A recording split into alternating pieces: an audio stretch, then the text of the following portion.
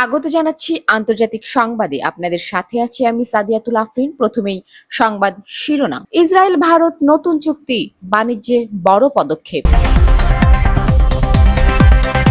গাজা নিয়ে ট্রাম্পের নতুন প্রস্তাব।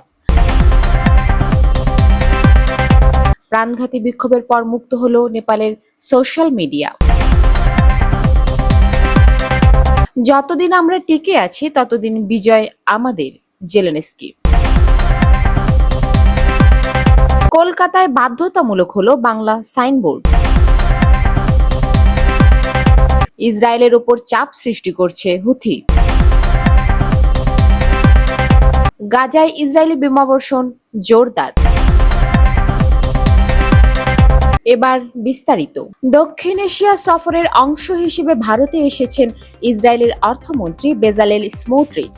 পারস্পরিক বিনিয়োগ ও বাণিজ্য সম্পর্ক আরও উন্নত করতে গত সোমবার দুই দেশের মধ্যে একটি দ্বিপক্ষীয় চুক্তি স্বাক্ষর হয়েছে। মঙ্গলবার ভারতীয় সংবাদ মাধ্যম ইন্ডিয়ান এক্সপ্রেসের খবরে বলা হয়, ইসরায়েলের অর্থমন্ত্রী বেজালেল স্মোট্রিচ ও ভারতের অর্থমন্ত্রী নির্মলা সীতারমণ সোমবার দিল্লিতে একটি দ্বিপক্ষীয় বিনিয়োগ চুক্তি বিআইএ স্বাক্ষর করেছেন।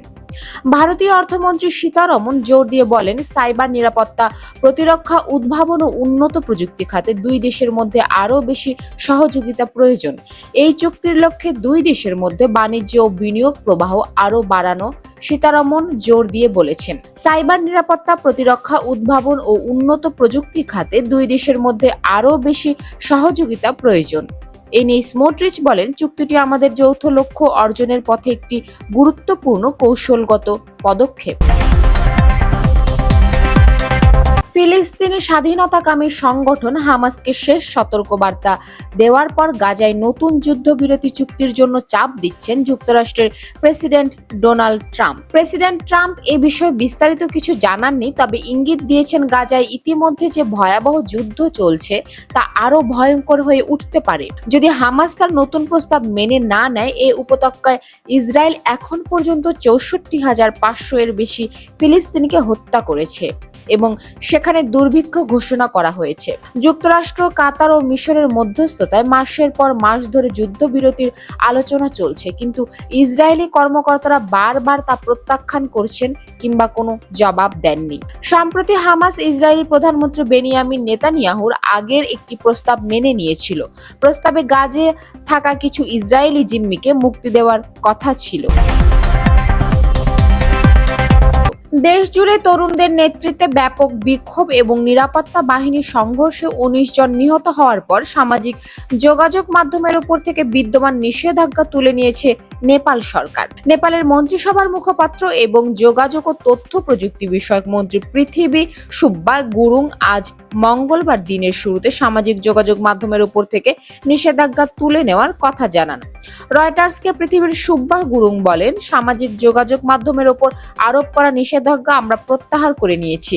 এগুলো এখন চালু রয়েছে। গত সপ্তাহে Facebook, Instagram, LinkedIn, YouTube, WhatsApp, x সহ 26টি সামাজিক যোগাযোগ মাধ্যমে প্ল্যাটফর্ম ও বার্তা আদান প্রদানের অ্যাপের উপর নিষেধাজ্ঞা জারি করে প্রধানমন্ত্রী কেপি শর্মা ওলির নেতৃত্বাধীন নেপাল সরকার।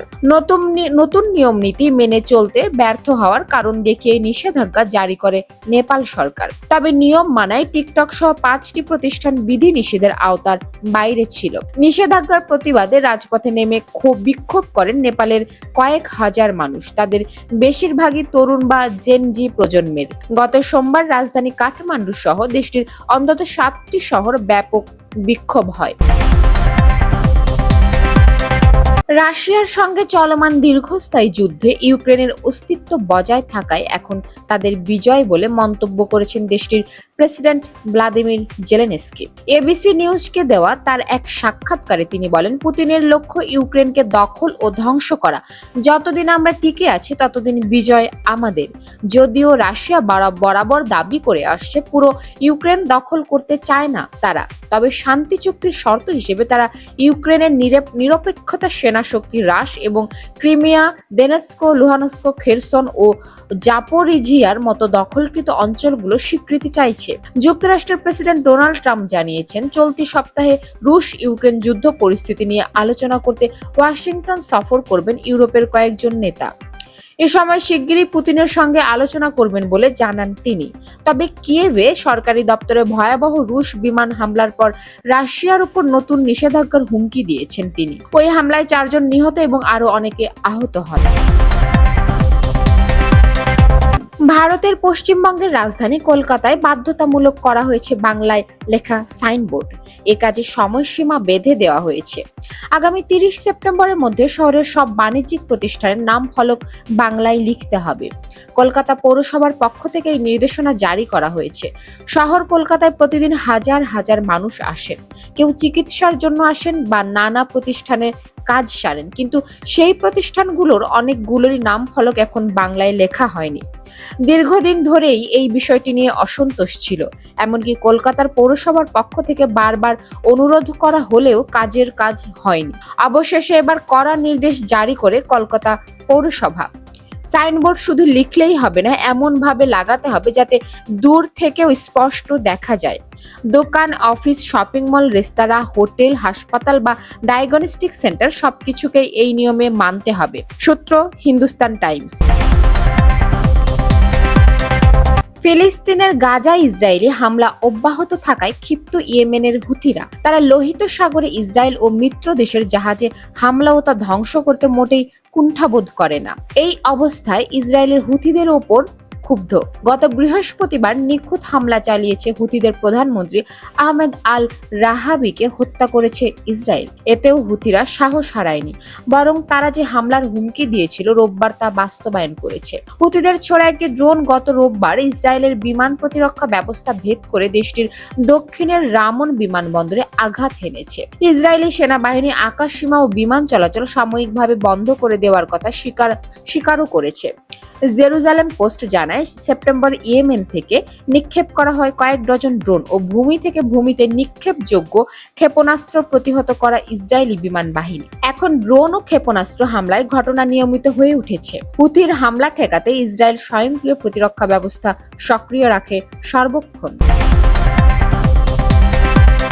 ফিলিস্তিনের গাজার হামলায় আরো জোরদার করেছে ইসরায়েলি বাহিনী। গত 24 ঘন্টায় অন্তত 50টি ভবন সম্পূর্ণরূপে ধ্বংস করা হয়েছে।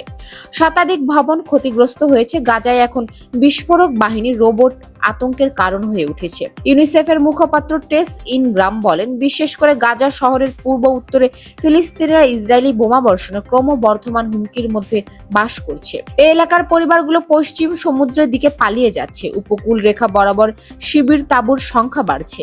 আল জাজিরা জানায়, সোমবার ইসরায়েলে হামলায় অন্তত 40 জন নিহত হয়েছে। গত 24 মাসে ইসরায়েলি সামরিক অভিযানে 64,522 জন নিহত এবং 1,63,096 জন আহত হয়েছে। দুর্ভিক্ষে আরো 2 শিশুর মৃত্যু হয়েছে। এ নিয়ে ক্ষুধায় 138 জন শিশু সহ 387 জনের প্রাণ গেল। গাজা উপত্যকার সিভিল ডিফেন্সের মুখপাত্র মাহমুদ বাসাল বলেছেন, ইসরায়েলি হামলায় ধ্বংস হওয়া ভবনগুলোর মধ্যে হাজার হাজার বাসিন্দার বাস ছিল। ইসরায়েলি বাহিনী ইচ্ছাকৃতভাবে বাস্তুচ্যুত ব্যক্তিদের তাঁবু, আশ্রয় কেন্দ্র সহ ভবনগুলো লক্ষ্যবস্তু বানাচ্ছে। বোমা হামলায় 200টির বেশি তাঁবু ধ্বংস হয়েছে। আন্তর্জাতিক অঙ্গনের সর্বশেষ সংবাদ পেতে আমাদের ইউটিউব চ্যানেলটি সাবস্ক্রাইব করে রাখুন। আমাদের সাথে থাকার জন্য আপনাকে অসংখ্য ধন্যবাদ।